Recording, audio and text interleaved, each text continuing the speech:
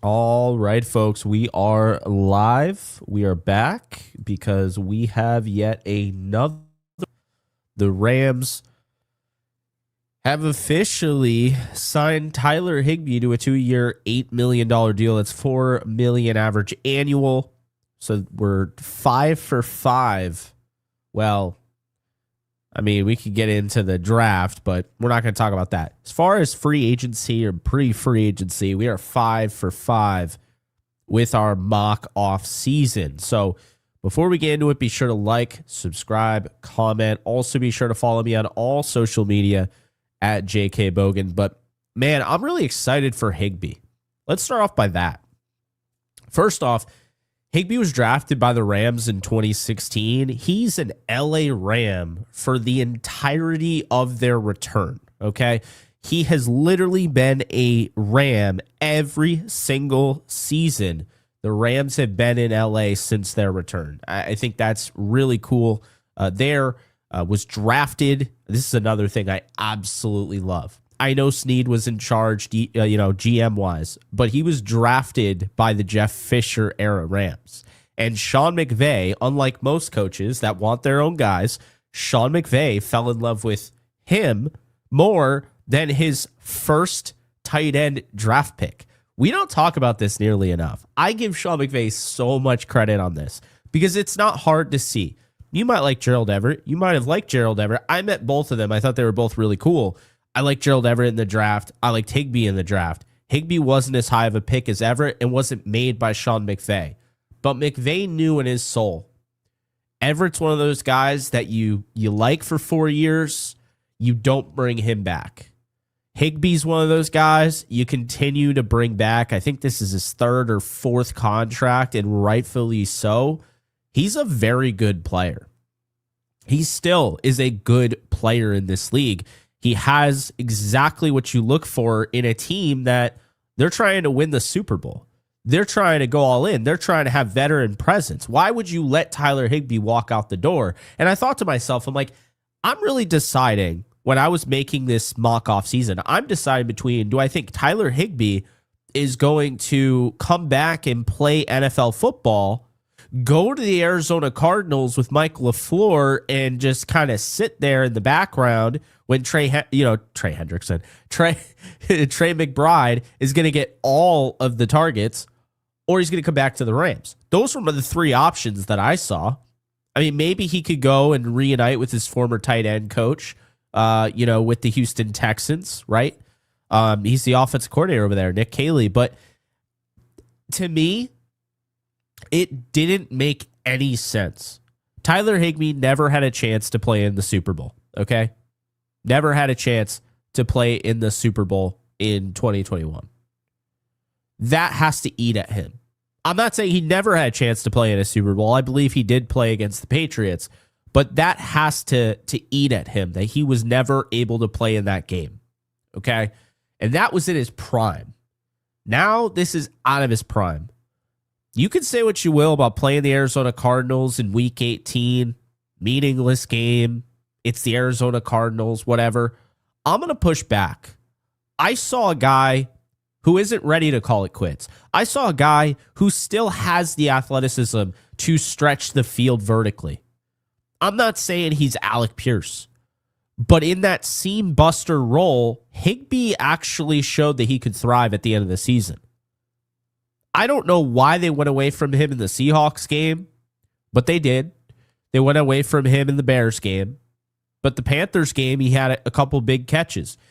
I think, first off, anybody that was worried about them not playing 13 personnel, can we all just admit the Rams making this deal have just told us that is hogwash. They are coming back with a vengeance, and they're going to play in 13 personnel. Doesn't mean it'll be the whole game, but it's going to be a big staple for their offense, which could mean, and this is kind of what I was getting at when I had the Rams signing Jalen Naylor in my prediction, and not like Mike Evans, who I've definitely pushed for, not like going after Alec Pierce or Wan'Dale Robinson. The reason why I see Naylor is because all of a sudden wide receiver isn't as important. It's still important, But the Rams, I suspect, like Konate Mumfield, Jordan Whittington, and Xavier Smith more than the consensus. I said this in my last video. And so for that reason, when you take that into account, and you take it into account the fact that the Rams already have 4 tight ends, and they're going to run 13 personnel, do they really need to focus on a wide receiver 3, like crazy? I personally still would. But from their perspective, if we're going to run 13 personnel, why are we going to, make such a effort to go out and get a wide receiver 3 and spend top dollar? They're probably going to get somebody like a Jalen Naylor, like a Treylon Burks, like a Jalen Tolbert that can fight for that job. It isn't guaranteed, and they'll probably draft a guy. And they're probably not taking a wide receiver in the first round. History would suggest they're not going to do that.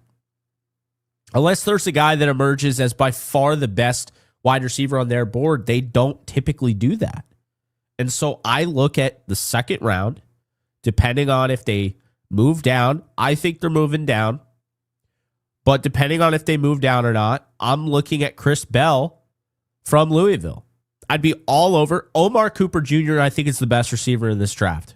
I really do. I think you're getting somebody. I mean, when I watch him, I see a cross between Robert Woods. I see Hines Ward. I see Deebo Samuel if he could catch and run routes, create actual separation. He's a fun player to watch, and he's got some Puka Nacua to his game. If you look at his contact balance, if you look at how he just keeps turning his legs, he's got some Puka Nacua to his game. When I look at Chris Bell, I see a guy that can play on the outside. He can play on the inside, just like Omar Cooper. I see a guy that is being underrated. Chris Bell, if he falls in the second round and the Rams haven't taken a receiver, they need to do everything they can to get this player. I'm very high on him. I think he's very similar to A.J. Brown. A.J. Brown ends up going in the second round, and I think a lot of people thought he'd be really good. I don't think people thought he'd be a star. Chris Bell is giving me that vibe, and I was a big fan of A.J. Brown coming out of Ole Miss. I still don't understand how DK Metcalf fell the way he did, but I was a big fan of him.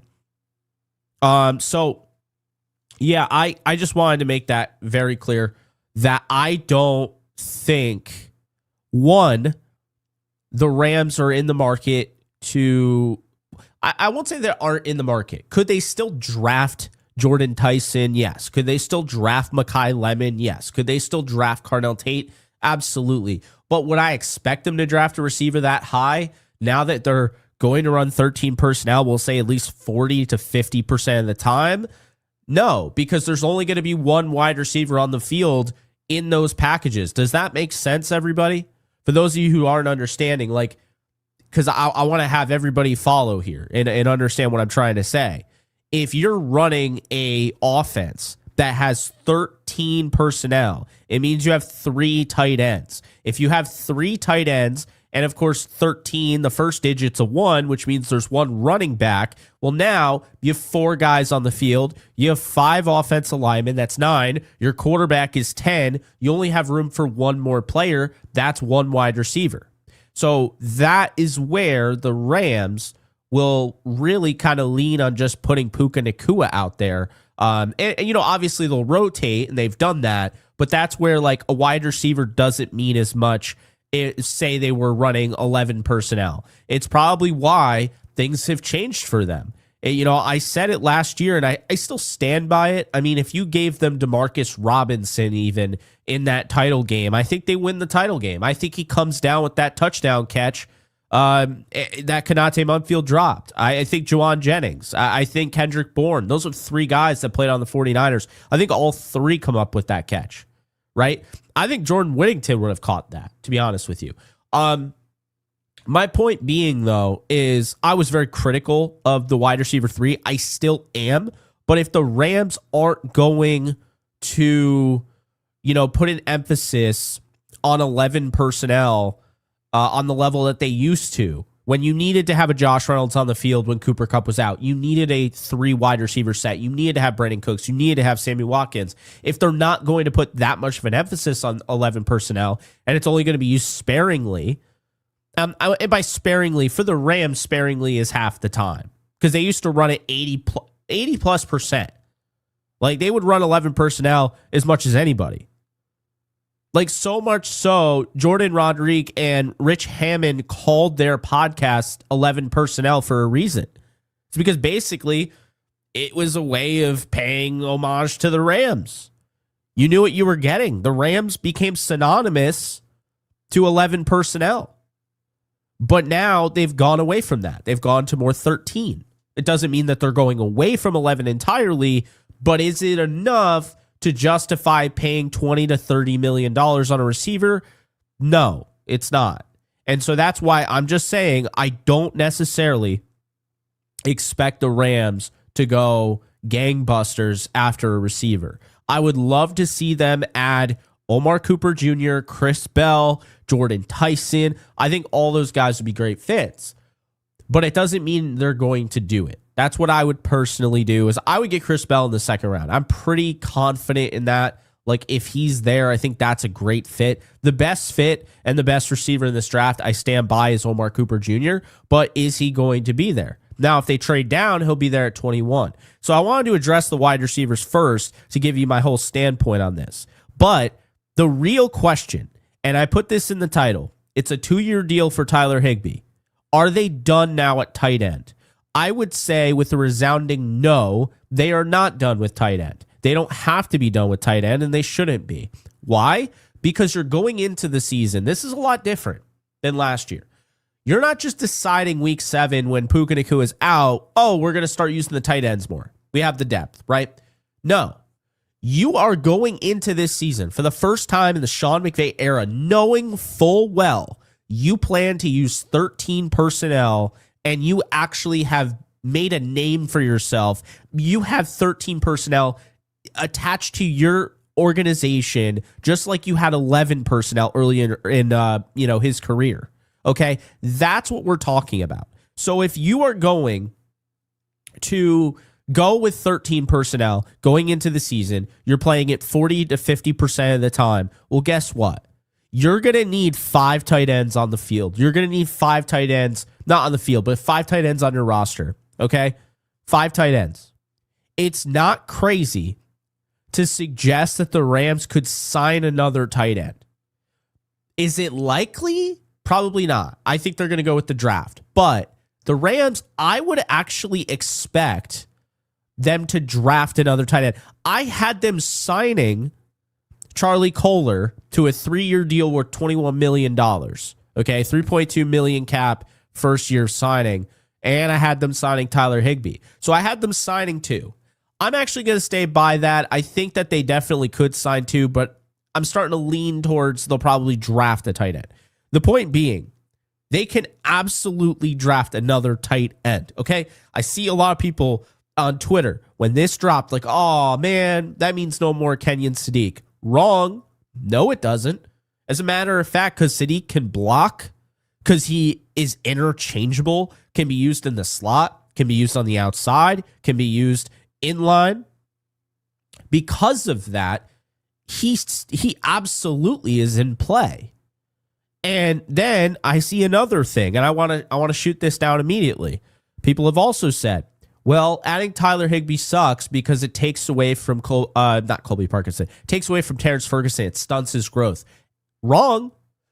Terrence Ferguson gets to be around a veteran. He gets to actually, like, and that, keep in mind, everyone assumes the veteran leadership aspect of it. Everyone assumes learning from the veteran. They immediately go to sitting the bench, watching the veteran play. That's not what we're talking about. Tyler Higbee being on this roster allows him to kind of take Terrence Ferguson under his wing for the next 2 years. Okay? It's good. It makes the Rams a better team. It makes the Rams more likely to fight for a Super Bowl this season. This is not a move that would be advisable if you were the Browns. What does Tyler Higbee provide for the Browns? Okay? There is no familiarity there. There's There's nothing as far as milestone. He didn't start his career there. He's not finishing his career there. If the Browns signed Tyler Higbee to a 2-year, $8 million deal, it makes zero sense. You just saw what Harold Fannin Jr. did. Why would you go out and get Tyler Higbee, especially considering that you guys aren't playing for anything? No one is sitting here like, yeah, Todd Monken is going to take the Browns to the Super Bowl. No.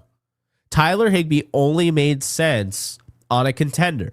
And he only made sense really for the Rams, for both parties. Higbee cares about staying and finishing out his career in LA, and the Rams care about Higbee. And they understand that this is a captain. They understand that this is the type of leader that we want in the locker room.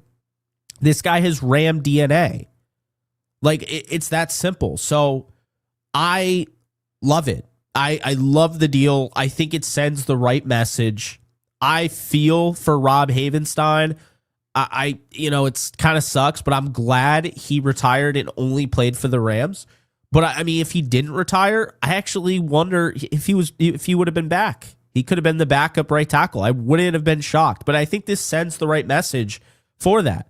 And on top of that, I've seen this, and I'm going to push back on this. And I appreciate Eric for being in here. But I'm going to push back on this. It's not $4 million for a locker room presence. The locker room presence is in addition to what he provides. Tyler Higbee had over 90 yards in the last game of the year in Week 18. He still has it. I stand by that. You have to understand he had a very significant tear, dirty hit by Kirby Joseph in 2023. But here's the catch. It wasn't in 2023, guys. It was the 2023 to 2024 season. Tyler Higbee had a major injury at the end when we're talking about in the playoffs. And it was really bad. And it took him a while to get back. And he finally got back at the end of 2024. And you saw it immediately. They were missing that type of player. And then in 2025, he had some issues injury-wise, but also the Rams didn't really start utilizing 13 personnel until the back end of the season. He is still valuable because Higbee isn't just a receiving threat. He's also a blocker. So I get the locker room presence. I get the leadership. I get potentially a guy taking, Terrence Ferguson, who I spent a high draft pick on, under his wing. And I also get the fact that he has familiarity with this offense and he can catch and he can block. That's something, and he's got a great rapport with Matthew Stafford. Those two are always on the same page. I mean, he threw to Matthew Stafford threw to Tyler Higbee a ton. Stafford's first year, Stafford's second year, right? So there is definitely rapport there. I like the idea of bringing it back. And a 2-year deal is interesting. We don't know what it is. It's also, I want to make this clear, it doesn't necessarily mean it's $4 million a year. Okay, Higbee could have just signed a deal where the cap hits about $2 million in year one, and then next year it's $6 million, but none of it's guaranteed. Like, we don't know what the deal framework is, so I wouldn't just say it's a 2-year, $8 million deal. Just put $4 million, cut it down the line. That's not necessarily how they did the contract. It could be. It's not impossible, but just being honest here.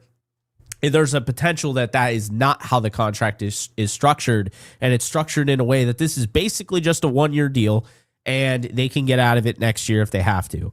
Also, they probably feel like Higbee's going to retire anyway, and there's a chance he will after this season. If they win the Super Bowl, he just retires, goes off into the sunset. Wouldn't be shocked. But keep this in mind, okay? Signing Higbee to a 2-year deal does give them some flexibility, because now it's not just Terrence Ferguson under roster, it's also Higbee next season. Now, Colby Parkinson, Davis Allen, who are in contract years, it's not one of those things where, oh, awesome, Ferguson's our only tight end on the roster. It's not like that. But at the same time, it's also not as simple as saying, oh, well, they're not going to draft the tight end now because there's not going to be any sort of need, right? They have 4 tight ends. Maybe they draft one, but they would probably just do that later in the draft. They're not going to take Sadiq because they already have 2 tight ends next year. Not as simple as that, because Tyler Higbee's deal could very well be as simple as a Darius Williams deal that we know Darius Williams is going to get cut, okay? It makes no logical sense to bring him back. He's not the same player. He's definitely over the hill at this point. Injuries have kind of robbed him of that, and they would be freeing $7.5 million in cap space as a pre-June 1st cut. There is no reason at all to keep Darius Williams. The same thing next year could be said about Tyler Higbee. We don't know how this contract's going to go. I can only tell you how I feel in the here and now. And how I feel, based on a projection that I would make, is that Tyler Higbee is going to be a part of this 13 personnel grouping. He's somebody that can block, he can catch, his locker room presence, his leadership is enough to justify that contract. And I think he's going to be important in the big games. I think when you need a check down option, he'll be there. When you need a big play at the tight end position, he will be there. And I think he's going to have kind of a head-turning season where people have already kind of written him off to the point where, oh, he should retire. Everyone seems to forget he had over 90 yards in week 18. He didn't start a ton of games last year, and he missed a lot of the back half of the year. But when he came back, I mean, he looked really good against the Cardinals. I haven't forgotten that. So those are my thoughts on that. But, yeah, don't rule out getting another tight end. SoCal, thank you for being a member for 34 months. I do really appreciate it. So I already talked about what's next in my video, but kind of addressing that, I think we've covered wide receiver. If you're running 13 personnel, you don't need to go gangbusters after a wide receiver 3. Now, I personally still would. You're all in, do it. And keep this in mind. This is actually the argument to do it. Davante Adams is under contract for one more season this season. And on top of that, the hamstring issues. Is that going to be a common occurrence? Are we going to have to worry about Adams, being able to stay healthy? I don't know. Like, I'm not sitting here, and I don't think people talk about this nearly enough. I didn't feel great about the way Adams finished that season. Like, having those injuries pop up, it gets tougher when you get older. And can the Rams really afford to lose Davante Adams, their 14 touchdown guy, they're the best red zone target in the league? Can they afford to lose him at the middle of the season? If they don't add another receiver, I don't care how much they play 13 personnel, Konate Mumfield is going to be your number 2. So they have to add another. Okay? And they are going to. But I just don't think they're going to go after a big fish. I hope to God I'm wrong. If I woke up and I saw that the Rams signed, and hopefully I wouldn't be asleep. That would be unprofessional of me. But let's just say I look at my phone, I get an alert, and I see the Rams signed Alec Pierce. In that moment, I'm thinking Alec Pierce, Puka Nacua, Davante Adams is going to absolutely tear the league in half. I'm thinking that the already best offense in the league is now going to be unstoppable because they have a legitimate deep threat field stretcher that they did not have last year. I mean, they had him, but they used him as a paperweight in Tutu Atwell. If they were able to sign a player like Alec Pierce, if they did that, that is an all-in move, but that's also a move for the future. And I know he's going to get paid a lot, but I'm actually really high on him. And his fit with the Rams would be insane. I just don't think it's going to happen. Like, I don't even think that I don't even think that they've already ruled it out. I doubt they're going to give him, because he's going to get paid $28 million a year. But I think like Wandale would be great, but like Wandale's 5'8", 5'9". So, I heard through the grapevine, Tutu Atwell's size could have been an issue for the Rams. Like, they tried to make it work, but not having the bigger frame, Stafford likes to throw higher up on receivers, and it just might not have worked with that. I don't know. Are they still down to go after a smaller receiver? That remains to be seen. If they are, Wandale would be a fantastic fit as wide receiver 3 for the Rams. But yeah, it's definitely interesting. But I just think like people got to enjoy these type of moves. Enjoy the fact they're bringing back Tyler Higbee. Enjoy the fact they're trading for a Trent McDuffie. Enjoy the fact that the Rams are doing what teams in Major League Baseball won't even do. Can we talk about that for a second? because I'm going to have to talk. I'm going to be covering the U.S. If anybody's interested, over at Yankees Unloaded, Gary and I are actually going to cover the World Baseball Classic, Team USA. But the reason I'm bringing this up, and it's important, is just so you know, not everybody's the Dodgers. I know a lot of you are Dodger fans. There's no salary cap in baseball. None. Okay? The Rams are showing more balls than just about anybody in Major League Baseball, and they're within the salary cap. There are MLB teams that could spend crazy amounts of money and aren't even signing anybody. And the Rams are using their draft picks and going out and getting star players, and they're not afraid to sign players. The Rams are like the Dodgers. Like, I mean, they just are. It's not over the top crazy. Like, they're not doing all like the crazy, you know, I don't even think you can get away with that in the NFL salary cap, having those, you know, deferrals and whatnot. They have void years, but they don't have like crazy void years. You couldn't just sign a quarterback for $50 million a year and only have the cap hit be $10 million. You know what I mean? It doesn't work that way in football. But the Rams are the closest thing to the Dodgers. And this is kind of what I'm getting at. This is an exciting time to be a Rams fan. Not just 2026, not just last year, not just the year before. This entire Sean McVay tenure, folks. We have to, and I understand it's tough because I'm all in on 2026. You guys know that.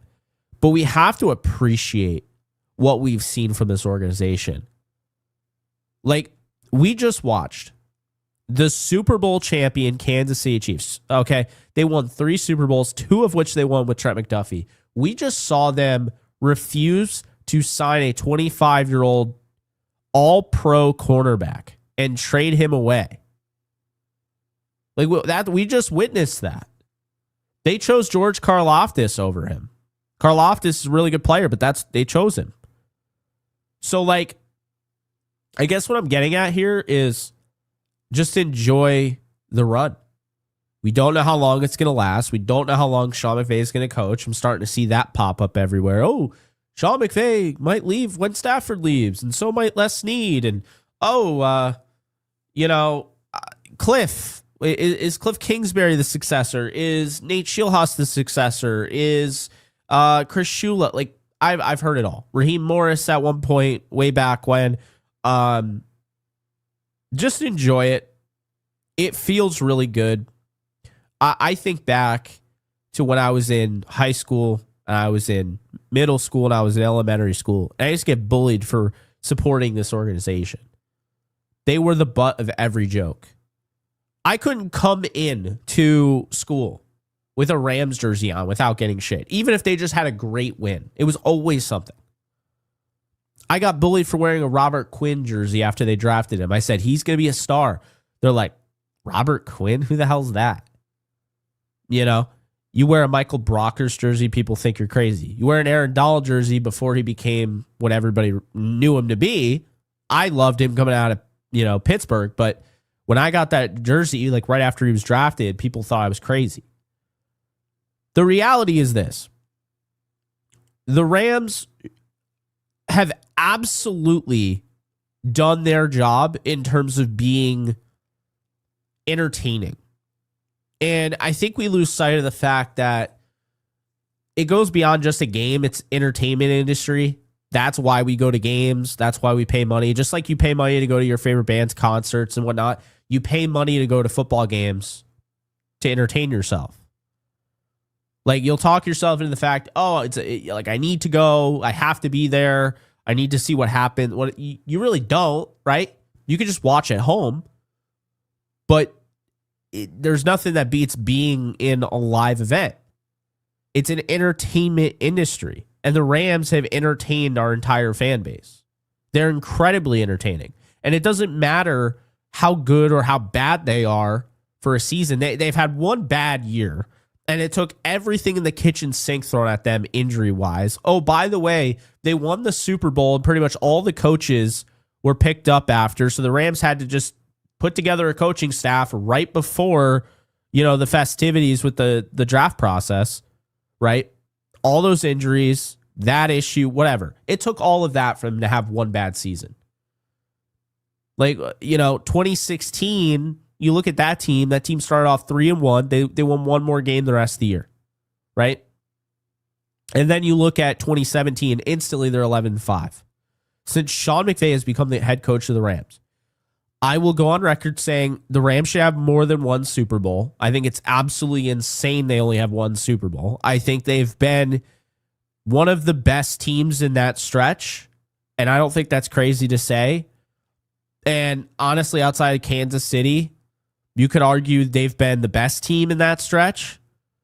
But my thing is, instead of being negative and just saying, oh, they should have more than one Super Bowl, because I do believe that, when you really look at it, what do you ask of your teams? What do you see on Twitter, on Reddit, on message boards? You see fans pushing. They're like, oh, please bring this guy. Please, trade for this guy. Sign this guy, whatever. The Rams do that. The Rams get the Odell Beckham Jr. that you're clamoring for in the middle of the season. The Rams trade for the Von Miller that no other team was willing to do. The Rams take a chance on guys, right? The Rams go after, even though everyone at ESPN is saying it's a terrible trade, even though people are saying there's no way to trade Jared Goff's contract, the Rams are saying, screw you. We'll do what we do, and we'll find a way. And they go out and they get Matthew Stafford. They had the balls to go out and get Matthew Stafford. Who does that? Who trades away their first overall pick that they traded 3 first-rounders to draft? Okay? Who trades that guy away after going to a Super Bowl 2 years after the Super Bowl? The Rams do. Because the Rams know we're trying to do the best we can. We're trying to win. We're trying to maximize. We're not trying to sit here and waste our time. And they got scrutinized for trying to go for it in 2022 in a lost season because they don't know when to quit. And that's a good thing. They tried to get Brian Burns.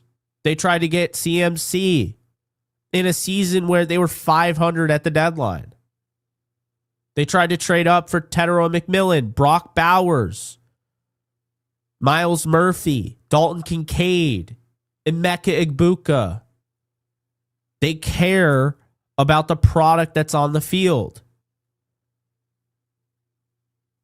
All these rich owners, and is every rich owner feeling that way? No. I bring it up all the time. Mark Davis literally had the Raiders trade away Khalil Mack, not for the cap reason, because he didn't want to pay him. They traded Khalil Mack in his prime to the Chicago Bears because Mark Davis didn't want to pay him the money. Do you ever hear that issue from the Rams? Do you ever hear that Stan Kroenke doesn't want to pay a guy and so they're traded away? No. And is it perfect? Do they burn bridges down the road? Are there some tough exits? Sure. Like, I have a heart. It was sad to a degree for Jared Goff to not really know it was going to happen, and then he just gets traded like that. It was sad to see Todd Gurley cut for nothing and Cooper Kupp. Those are sad moments to hear Cooper Kupp, clearly it didn't end up the right way. It didn't go down the right way. Those are sad moments to hear that Clay Matthews may have gotten a raw deal. I mean, it's not like he was a long-time Ram, but you don't love to hear those things. Brandon Cooks was a little upset about his exit. Seeing Robert Woods traded for a bag of beans. But the Rams are always going to try to do what's best for the team. They're always going to try to stay on top. And you get idiots like Brandon Beane out there that we're trying to avoid a collapse like the Rams. It's like, brother, they've been to 2 Super Bowls, okay?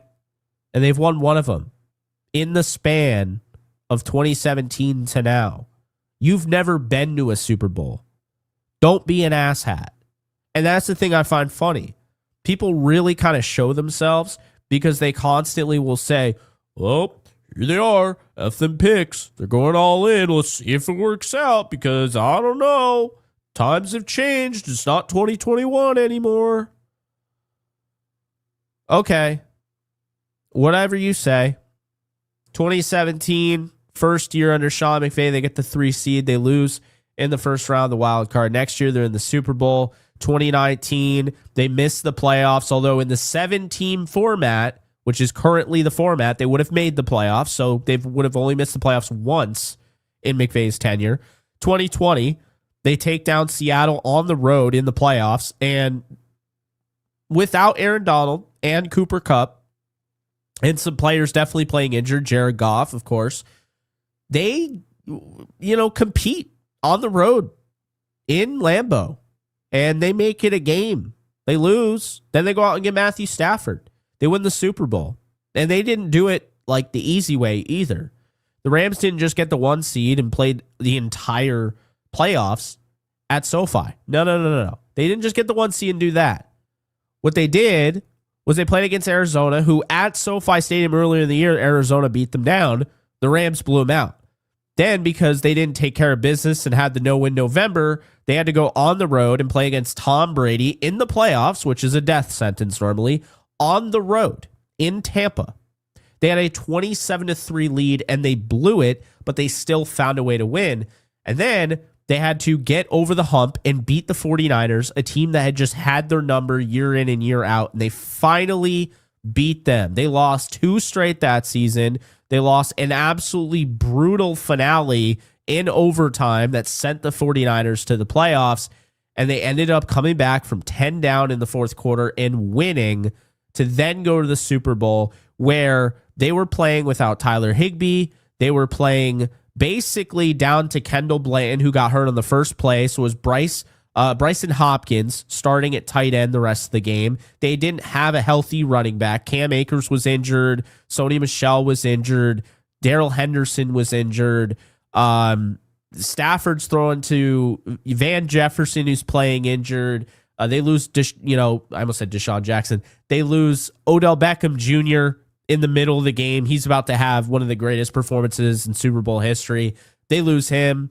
Ben Skoranek, who dropped a touchdown that would have taken the lead in the NFC title game, wide open touchdown, might I add.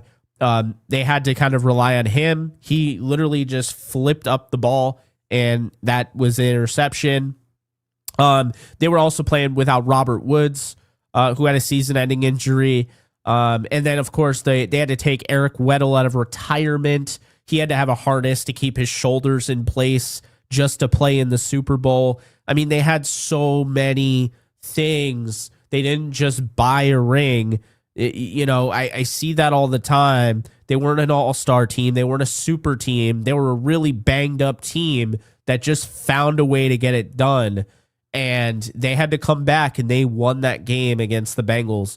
And so then 2022, they have the Super Bowl hangover, but really they have a ton of injuries. Offensive line gets decimated, 17 different offensive line combinations. Stafford plays half the season. Cooper Kupp looks like MVP Kupp. And then, of course, he ends up only playing half the season. Aaron Donald only plays 11 games. Only 3 defensive players from their starting lineup end up playing every single snap. It wasn't great, right? Then 2023 happens, and everybody's kind of soured on the Rams. Stafford had a, spinal cord contusion. He's done. He's not coming back.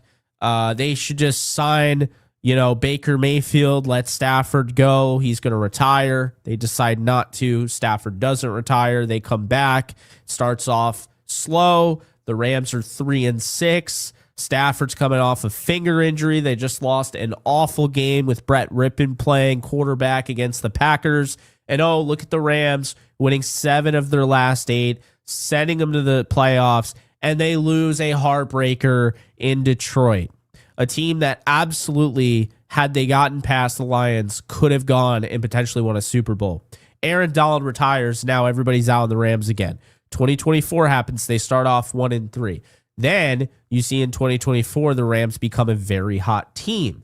And once again, they finish off the year strong. And then they end up going and playing the Philadelphia Eagles in the divisional round of the playoffs in a blizzard after dominating a Vikings team that was playing for the number 1 seed a week or two ago before that matchup. So, Rams absolutely put it to the Vikings. They go on the road. They play an Eagles team that's had their number similar to the 49ers. They play in a blizzard. They're down. They come back. Then they have an incredible comeback. And then they almost win. They're 14 yards short. Eagles go on to win the Super Bowl. And then this past year, what we've seen, the Rams have consistently been a team willing to be in the headlines. They're not afraid to get that star player. They're not afraid to turn their season around. They're not afraid to be aggressive. They're not afraid to make the move that a lot of organizations are afraid of. I'm sorry. Do you think for a second that Jared Goff would have been traded by, let's say, if you think for a second that half the league would have traded Jared Goff if they were in the Rams' shoes, think again. Would they have traded Jared Goff for Matthew Stafford? No. I think it's fair to say there's about 4 teams in the league, maybe 5 teams in the league that would have, in that circumstance, traded away Jared Goff. I think there's about 4 to 5 teams in the league that would have they would have had the balls to move on from Cooper Kupp after everything that he meant to the team to go out and get Devontae Adams. Like that's what I'm trying to say. So enjoy the Rams ride. They're really fun to watch. We don't know how long this is going to last, but I'm going to enjoy it, and I suggest you do. And I think, in conclusion, I think the Higbee deal was cool.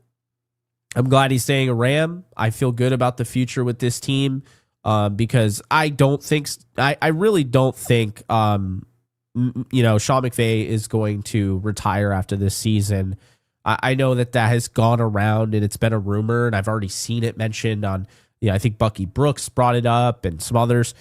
I don't see it. I think, once again, it's just media fodder. And these same people said that Matthew Stafford's back was going to, stop him from being able to play, and he was probably going to miss most of the year. Didn't miss a game, and that includes all the games, not just in the regular season. He didn't even get a game off. Jimmy didn't even play Week 18. Okay, Stafford played every single game, and I said it on this channel. I wasn't worried about the Stafford back injury. I said it was overblown. Sure enough, Stafford did not miss at all. He didn't miss any games. So that's where we're at right now.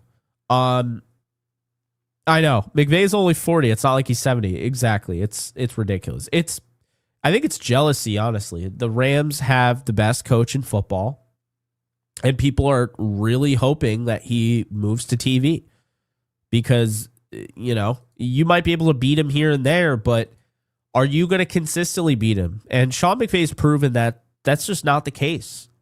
The Rams are consistently a threat. When Sean McVay has been the head coach, they have made the playoffs every year but 2. And like I said, 2019, they didn't make the playoffs in the former format, but the current playoff format, they would have. And in 2022, it took every freaking injury ever imagined that season for them to miss the play. Because I don't think people realize they weren't that bad of a team. Like, they weren't great, but were they 5-12 bad? No, they were not 5-12 bad. They were banged up, very banged up, but they had a lot of games in which they could have won. They were competitive in, and they lost at the end. And like I said, 17 different offensive line combinations. Try and win. Try and get to the playoffs having that. It's really damning. Banker Elpris, thank you for the 2. Should we trade down from 13 to like 23 to 25? Yeah, I think so. The way I see it is this. The Rams are probably going to do that.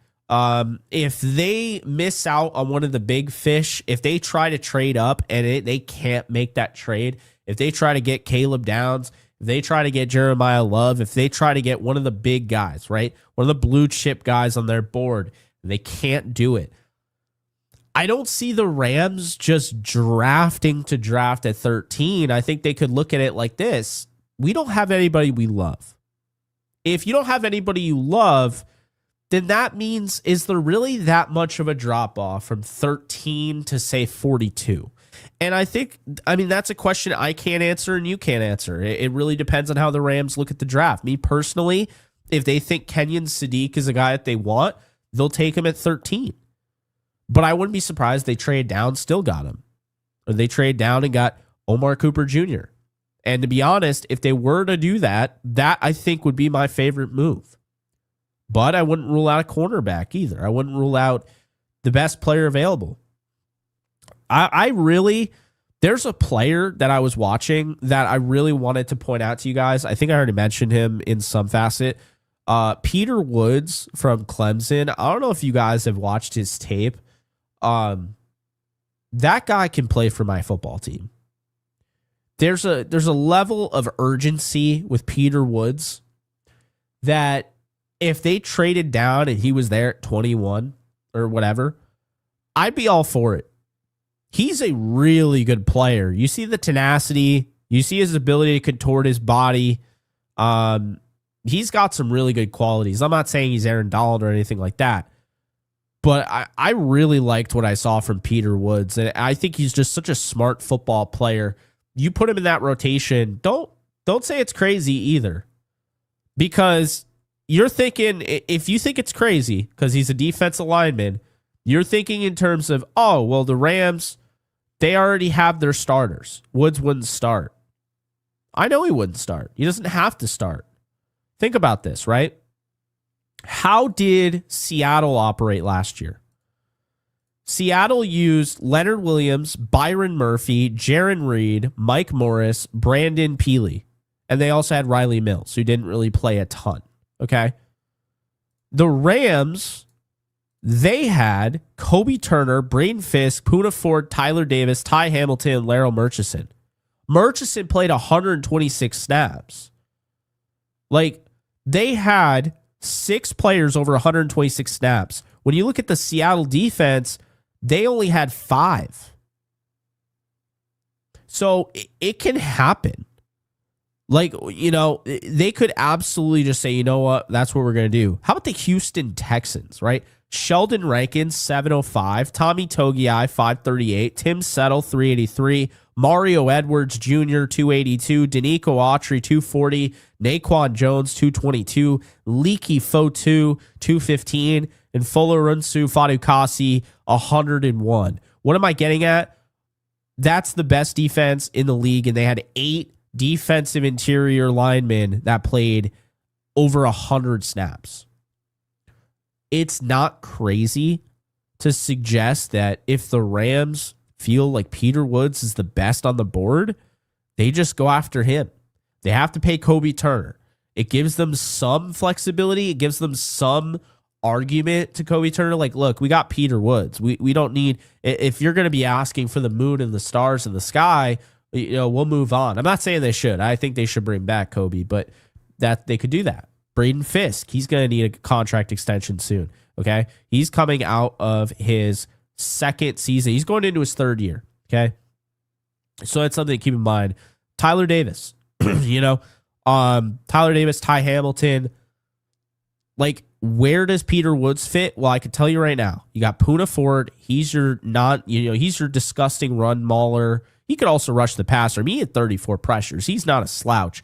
Kobe Turner and Braden Fisk are kind of your well-rounded, can rush the passer, can stop the run. Kobe Turner had 69 pressures. Braden Fisk had 50.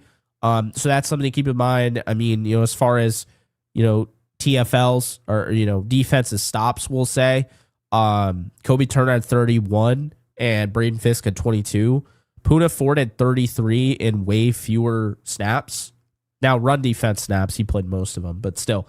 So what I'm getting at, Tyler Davis, by the way, had 23 defensive stops. So you have 2 really good run defenders, in my opinion, and you have 2, all-around guys. Kobe Turner and Braden Fisk can stop the run, but you have 2 main guys that can stop the run in Ty Davis and, of course, Poona Ford. Peter Woods, I'm not getting to just be a run defender, folks. That is not why I would draft him. I would draft him as just one of the best players available at 6'3", 310, and being the athlete he is, that's why I would draft him, right? I think his what we've seen from him, he is a very, very talented player. And I think the best is still yet to come with him. The pressures aren't crazy, but he's a great run defender. And I think he's really improving as a pass rusher. So I really like him. And I think the numbers suggest, he's also not playing tons of snaps either. I think the numbers suggest that, we haven't seen, well, not the numbers, the tape suggests that Peter Woods is going to be really freaking good. So that's what I would say. I think if they're trading down from like a 2021 pick, I think you have to look at guys like Sadiq.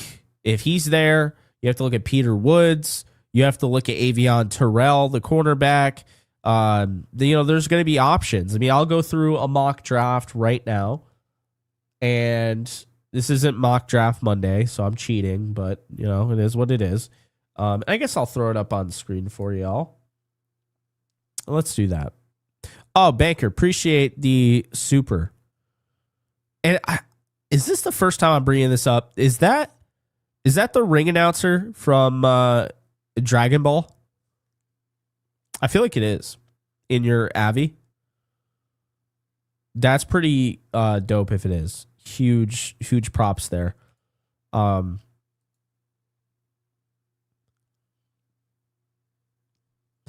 I see this a lot, Craig. I appreciate you watching, by the way. I see this homerism thing a lot, and I don't really understand it because I got hit with that from somebody about Byron Young. And I was told that I was a homer for saying the Rams should keep Byron Young and not trade him and 2 first-rounders for Max Crosby. A homer, in my opinion, maybe, I don't want to just tell people what the definition is. To me, when I see a homer, I think of my old takes back when I was little. And I thought like Sam Bradford was going to be like one of the best quarterbacks in the league when the Rams drafted him. I didn't think he was better than Ndamukong Suh. I still think Ndamukong Suh was the better player. But when they got Bradford, his rookie year, I didn't see things like I see them now. I would have easily seen that he was in the Pat Shurmur offense. Shurmur was really quarterback friendly, was really making it easy on him. A lot of, just set up screens and really like mirrored routes. So it's just easy to read for a young quarterback. I would have seen that nowadays. And I would be like, you know what? Bradford had a solid rookie season, but let's not go crazy here, folks. Like he was handheld, by Pat Shurmur. And then when Shurmur left, sure enough, the next season with, a new offensive coordinator and in Josh McDaniels, it just didn't work out. Like, there were a lot of different things, complicated offense, whatever. I know he dealt with the high ankle sprain, but I guess my point being is you have an argument to call me a homer when I'm saying, okay, Sam Bradford is going to be a star, right? Like, come on. There's no reason to think that. You have a reason to call me a homer if I'm sitting here and saying Jordan Whittington is the best receiver in the NFL. That's a homer take because he's on my team. I don't think it's a homer take to be happy that the Rams are bringing back a veteran tight end who is loved in that building, who has a good rapport with an MVP quarterback, who can help the Rams win a Super Bowl for cheap. I don't see how that's a homer take. And I don't think it's a homer take with Byron Young. I know some people just love the trade. They obsess over it, whatever. Me personally, it has to make sense, and it just doesn't make sense with the whole Byron Young, Max Crosby. And again, I'll say it again, Byron Murphy drops into coverage. Byron Murphy plays 3-4 outside linebacker, okay? Max Crosby isn't as much of a fit as everybody else claims him to be, okay? You'd have to run way more base 3-4 to run with Max Crosby. Max Crosby would be a fish out of water. It doesn't mean he can't still rush the passer, but Chris Shula wouldn't be able to operate the defense the same way if Crosby was playing outside linebacker. He doesn't drop into coverage. Not saying he couldn't do it, but he doesn't drop into coverage nearly as much as Byron Young is asked to. It's a completely different position. It's not apples to apples. It's apples to oranges. And I think that's kind of the issue with today's whole like, oh, well, I did it in Madden, so, it would work. And if I said Byron Murphy, I apologize. I mean, what do you offer me, guys? It's 1:30 a.m. on the East Coast. Point being, Byron Young. Okay, sorry if I said Byron Murphy. Not a big deal. Byron Young, right? Drops into coverage. Byron Young is going to do more than Max Crosby for this defense. Max Crosby did not have more pressures, did not have more sacks than Byron Young this past year. It's gotten to that point where like people want to make moves. You broke the seal, right? Like, oh, well, you already traded for Trent McDuffie. Why not just go all in and just trade away 13? I'm not saying I'm against trading away 13, but trading away 13 for a position that isn't a need, Max Crosby on top of Byron Young and Jared Verse doesn't even make sense, because as cool as that would be, and I love Max, like I said, I've interviewed him, he doesn't like fit what they do. So now you're going to have to play more base 3-4, which means you can't do the things that you want to do. The thing is, the Rams play predominantly in that nickel and dime because they like to use a ton of defensive backs. They like to disguise coverages. They like to have those quick triggered downhill corners making those plays. This doesn't allow them to do that because Max Crosby is truly a 4-3 defensive end. That's what he is. Like, you know what I mean? So, look, I'm not saying he couldn't drop into coverage, but I am saying that I know Byron Young can, and he's gotten better and better and better each year. And look, like Byron Young gets a bad rap, but he's a good player, man. Like he's really made some significant strides. He was kind of a questionable run defender. He really turned it on this past year. He's become a really good run defender. By the way, Max Crosby, because I was curious on this, has dropped into coverage 64 times. Okay? So just remember I said that. For his career, 64. Byron Young dropped into coverage 148 times last year. This is what I'm talking about, okay? It's not as simple as just saying, we'll just copy and paste and take Max Crosby. Imagine if we put him on paper next to Jared Verse. He doesn't play the same damn position. Byron Young has dropped into coverage 434 times in 3 years. I mean, I see that ESG, but he didn't. Byron Young improved in every single metric this past year. He was a way better run defender. His pass rush win rate was at the same level as Jared Verse. It was, I believe, 16.4. He just had his best year. People don't like the way he ended the season because he got off to a really hot start where we're like, wow, he's doing all this. And then all of a sudden he kind of fell off a little bit. I also think he got injured. Well, okay. So this, here's the thing. I understand kind of what you're saying. You also have to understand that part of the defense, especially a 3-4 defense, a 3-4 outside linebacker is supposed to drop into coverage, guys. They're supposed to have that ability. 4-3 defensive linemen don't do that. 4-3 defensive ends don't drop into coverage like that. Very rarely.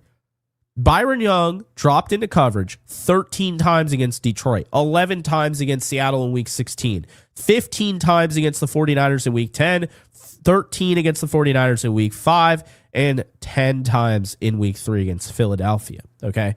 Like, he is utilized. He dropped 9 times into coverage in the championship game. Definitely was not the same player, was very injured, probably his worst game of the year. I think it's a fair reason. It's the only game this year he didn't have a pressure. I think he was clearly playing injured. But that's the thing, guys. Like, this stuff matters to me. Like, if I'm going to make like this, I'm not just going to half-ass this, guys. There has to be a lot of research done. There has to be an understanding of what is going to be required. and what is going to be the role. And if I'm going to make a deal for a guy like Max Crosby, and I feel good about that, like just the player itself, I have to understand, how does he fit in the framework of everything? And the reality is he just doesn't. With what they're trying to do, with what they do, like Jared Verse drops into coverage hardly ever. They don't use him to drop into coverage. He's dropped into coverage 49 times in his career. 18 this past year, a career low. Jared Verse doesn't drop into coverage. So what are you going to do? Because I understand people are going to say, well, Jake, I thought you said outside linebackers drop into coverage. They normally do. Byron Young, they feel like can play that way, and he could do a good job. Guess what? If you trade away Byron Young for Max Crosby, who's dropping into coverage? Is it Jared Verse with 18 drops last year? Or is it Max Crosby who's had 60 plus for his entire career? This is what I mean. You have to change. You literally have to change the fabric of your defense to make this work. It doesn't make sense. Now, if the Rams are serious about going after him, they must have a plan. But trading away Byron Young, I don't even know if that would be part of the plan. I mean, honestly, to ask for Byron Young after I'm giving you 2 first rounders and one of them's in the top 15, you can kick rocks. I'm not giving you that. You kidding me? There's no way. Zero chance. It's a mistake. I don't care what anyone says. I know it's a mistake. This is coming from somebody who loves Max Crosby. And by the way, I'm not saying Crosby couldn't drop into coverage. I'm saying he doesn't have a lot of experience doing it. Crosby was a monster at the combine. Actually, I believe, here's the funny thing. I'm going to kind of contradict myself here, but I believe Max Crosby could 100% drop into coverage. I think Max Crosby is a great fit for their defense. My issue is he's never been utilized that way. It's a projection. And you could say, well, he's a star. He'll figure it out. Fine. But why am I trading for a projection, not the sure thing, right? When I'm giving up 2 first rounders and a Pro Bowl talent. And I'm going to call him a Pro Bowler, even though the Pro Bowl is a joke. Byron Young had a Pro Bowl season. So why, if I give up those 3 assets, why am I getting a projection and not a sure thing? Because I'll tell you right now, Max Crosby is an athletic machine. He had a 9.6 RAS score. I remember it like it was yesterday. We interviewed him right after the combine, right? Max Crosby actually came in. His weight was in the 33rd percentile. His bench was actually in the 25th percentile, but his vertical jump, 8.9, so 89th percentile. His broad was in the 90th percentile. His 40-yard dash was the 92nd percentile. 20-yard split was 88. 10-yard split is 90th percentile. His shuttle, this is insane, 97th percentile shuttle and a 97th percentile 3-cone drill. That tells me that this guy could absolutely drop into coverage. Absolutely. I'd have no issue with it if I already knew he did it consistently. It's one thing to say, Max, can you drop into coverage every now and then? It's another to be like, hey, Max, you're going to drop into coverage even though you only dropped into coverage about 64 times in your entire career, going back to, what is the year? 2019. We've had you, we've seen, you've dropped into coverage 64 times since 2019. Yeah, you're going to have to do that 134 this year. Are you up for that? I'm just saying, guys, that it's easier said than done. This feels like a tale of you don't know what you have till it's gone. Byron Young is a better player than people give him credit for. And it's funny because a lot of Rams fans are not homers. They're the opposite. A lot of fans don't like the players on the team, even though this is one of the best, every year, they're one of the best teams in football. But it's like, Kobe Durant sucks. Like, I've given Durant flack before. But when you really look at who's available in free agency, does it really suck to bring back Kobe Durant? People act like Akello Witherspoon's terrible, but at $1.3 million, is it really that bad to bring back Akello? Like, this is what I'm talking about. These players, it's the overzealous nature. I understand it's fandom, but it's like, there's no homerism when it comes to the Rams. I'm sorry. I hear that all the time. There is not. I've never seen a fan base can't dislike their players more. And I'm not saying that they don't like their players. I'm not saying Rams fans don't like their players, but Rams fans, especially like linebacker position, have always hated their linebackers. Like Corey Littleton was such a stud. He would get shit all the time. Okay. Alec Ogletree, everyone's hero at the start of his career. And then everyone started to hate on him. Mark Barron, oh, we love him. He's so cool. Like going out and getting the safety, converted to linebacker and all that. And people started to hate him. You know, I noticed that. Like Troy Reader, people loathe Troy Reader, right? Troy Reader's probably one of the best special teamers in the league. If he just played on special teams, he's a really good asset. There's still people that hate him to the point where they don't want him on special teams. They'll be like, I don't want Kobe Durant, but I want Nahshon Wright. He gave up more touchdowns than Durant. You're saying you don't want Durant because he gives up touchdowns. Durant and Nahshon Wright have the same amount of interceptions, and Durant gave up fewer touchdowns and knows the defense. You see what I'm saying? So it's not really a homer thing. It just seems like Byron Young is another example, a long-running example of Rams fans not liking their players and thinking other guys on worse teams are better.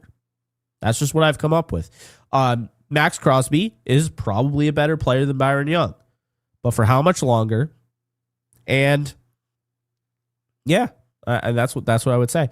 Banker Elpris, appreciate the super earlier. You got the thing going there. John, thank you for the 2. Really appreciate you. Melissa coming in with a broccoli here. Appreciate the 5. Rams going Sadiq, no question. Yeah, I mean, I think there's a question, but I still think Sadiq is definitely heavily in play. Like, it's going to be hard for them to pass a guy like that up. It's going to be such a fun draft to watch. The Rams no longer have 2 first-rounders. That kind of weakens it a little bit, but it's still going to be fun to see what the Rams ultimately do. Banker Elpris back with the 2. Jake, who can we draft at right tackle in the 4th to 5th round? Let's check. I mean, Brian Parker won't be there. Isaiah World and Demetrius Crownover are the 2 guys that stand out to me right away. World's coming off a season-ending injury. Hasn't really played a lot of right tackle, though. Crownover's only played right tackle. That makes a lot of sense. Texas A&M, big guy. Like, you know, we're talking 6'7", 336 pounds. So, you know, you could get somebody like that. Like Austin Barber's probably going to go in the 4th. So, yeah, really those 2 guys kind of stand out to me. Not a great tackle draft, though. I will say that.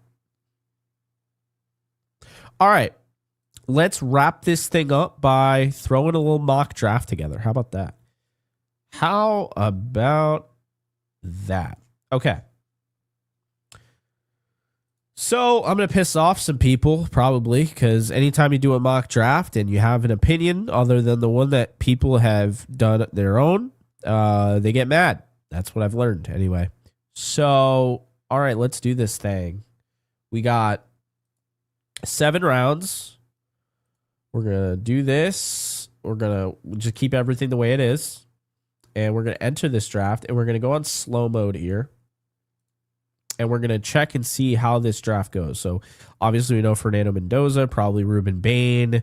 Oh, Sonny Styles. Cardinals. They won't Jeremiah Love. Titans.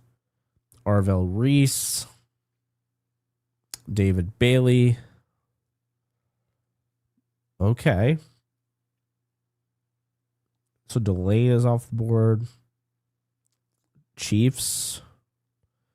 Probably going to stay here at 13. And then just figure out maybe trade down or whatever.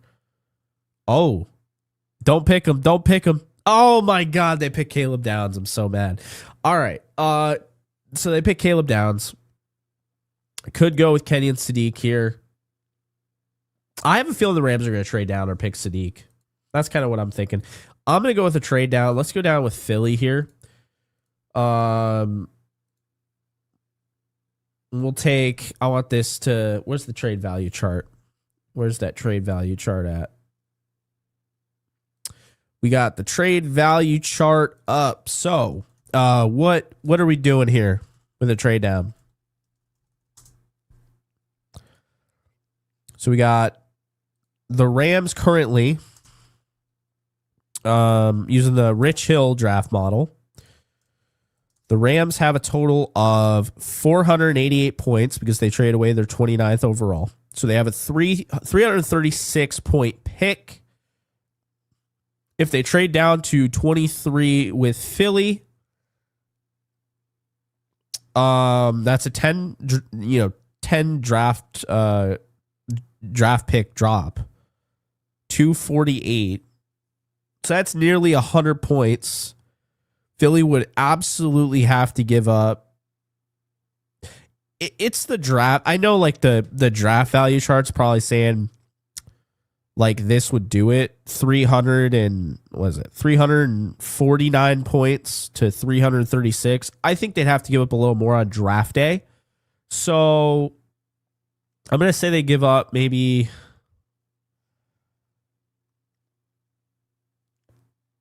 like a fifth here. Rams recoup a fifth, we'll say. Okay. So the Rams trade down to 23. They've now added a second round pick. We'll just do that. And the Eagles did draft Kenyon Sadiq, so that sucks. But okay. So the Rams are at 23. They could go with Avion Terrell. I think that's definitely a fit there. I think Omar Cooper Jr. makes a lot of sense. Peter Woods is sitting right there. This is the guy I was just telling you guys about. You see the pass rush win rate, really high for a defensive lineman. The run stop rate's great. This is like you watch his tape and you're like, this dude, he's only 21. He moves so well. So I'm going to actually say the most Rams pick here is one of these two. Okay. I really think they'd go with either Terrell or Cooper Jr. I'm going to take Cooper Jr. here. We have picks 54 and 61. Might move up to grab somebody. Cooper Jr. gives them, and I mean, I would consider it a trade down if Cooper Jr. and Avion Terrell weren't here. I think Terrell is definitely somebody they could go with as well. He really fits what they do. But he is kind of redundant, especially if you're going to extend Trent McDuffie. Do you want two Trent McDuffies or do you want a guy to play off McDuffie? And honestly, they're gonna sign another corner anyway, so I'm not too worried about that. So yeah, I'm gonna go with Omar Cooper Jr., who I think is the best receiver in the draft. You get him at 23. His ADP is 36.5. This will go up. And he's rated the 27th player according to PFF. This will go up. I think by draft time, he's going to be in this range, okay? So remember I said that. And remember I said he's the best receiver in this draft. So I'm going to take Omar Cooper Jr. here and kind of slowed it down. You know, I can't even slow it down because if I slow it down, I can't even see who's on the board. No idea why PFF hasn't fixed that, but we're just going to stay here at 54. And, well, this is an interesting one. Might be a little controversial. Going to go with Eli Stowers here, okay? Stowers is interesting. Really tested well. I was watching him. This is kind of a slot guy. I think a lot of people aren't ready to hear this. Terrence Ferguson could very well end up being their number one tight end and be used inline more than outside. Okay. So I think I'm going to go with Stowers here, but I could also go with Dunker. I think I'm going to go with Stowers. That's where I'm leaning right now. Yeah, I'm going to take Stowers here. bolster that tight end room. You got 5 tight ends. Now you have 3 tight ends under contract next year. And Higbee, who knows what that deal looks like. So you got Stowers at 54, and then at 61, I'm gonna have him going with. I just think Davison Igbinosun is gonna end up on this team. Michael Hunter is the coach there, and then they still have 93, and it's gonna be a little surprising and may seem like a reach, but they don't pick until the 5th now because of that trade. So I'm going to say they go quarterback here, and I'm going to say they take... Oh, is he already gone? Oh, my goodness. Drew Aller went 87th. Oh, yeah. Gone are the days of being able to get Aller in the 4th or 5th. Okay. Okay, maybe I'll hold off on quarterback. I really think they'd go with Aller. I mean, I could see Nussmeier, but he's just not tall enough. Like, I feel like they're gonna want like a bigger guy. I don't know. Maybe that's just me. Yeah, I'm gonna go with this part of the draft is not friendly.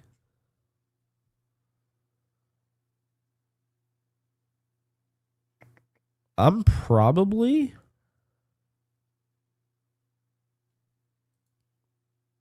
not a bad looking draft so far. I can see the Rams trading down again. So we'll just take a trade down here.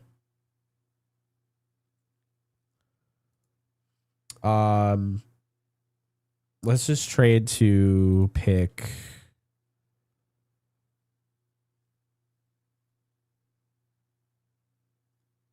We'll trade with the Bengals here. Pick 110.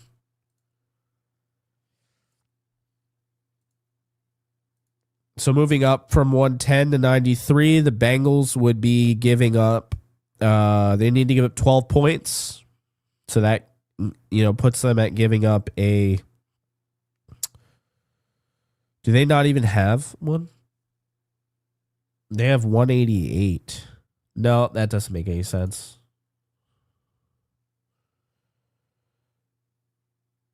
They need to give up about 12 points. How about the Browns here? 107. Significant hike there to get up. That's about 14 picks. So 31. So that's 11. So the Browns could give up 147, and I feel like that would be fair. They wouldn't give up their pick in front. So let's do that. Okay, so 107, 147. We're cooking with gas now. We already got a corner, and we got a tight end and wide receiver. And I think we could see. I could still see them drafting a wide receiver, to be honest with you. See them also. Will Lee is interesting because how much man coverage are they now going to play? Was this a changing of the guard, like getting McDuffie?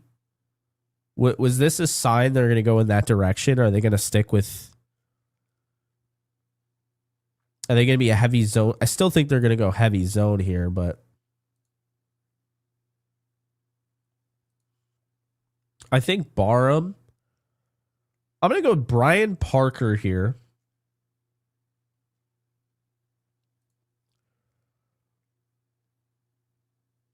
And, well, there's Crownover. And then I'm going to go with.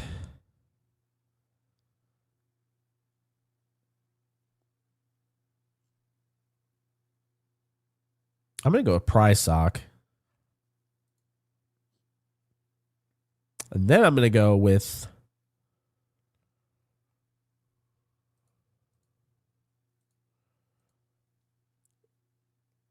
Klubnik, I think, or Skylar Gill Howard.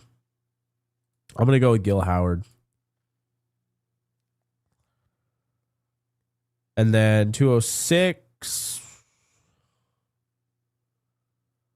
Another Buffalo linebacker.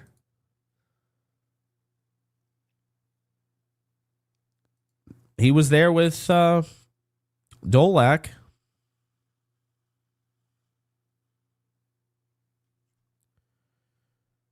I could.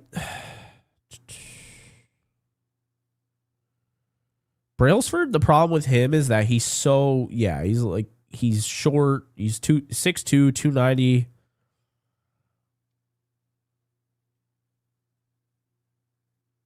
Honestly, these are kind of throwaway picks for me. I'm not like too worried about him. There isn't like anybody I'm obsessed with at this moment. That could change. Gentry, his versatility, I think this guy with the proper coaching could be really cool. So I'm going to add him. And then I think this is the last pick. Nope, not even close. 3 more picks. Okay. I just don't think the Rams would go lefty. I don't know if they would do this, but Jalen Daniels at this point in the draft makes a lot of sense. And then going with...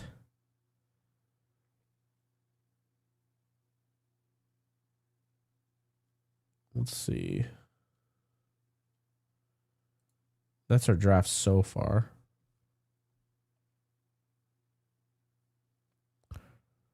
Probably grab a running back. Jaden Lucas.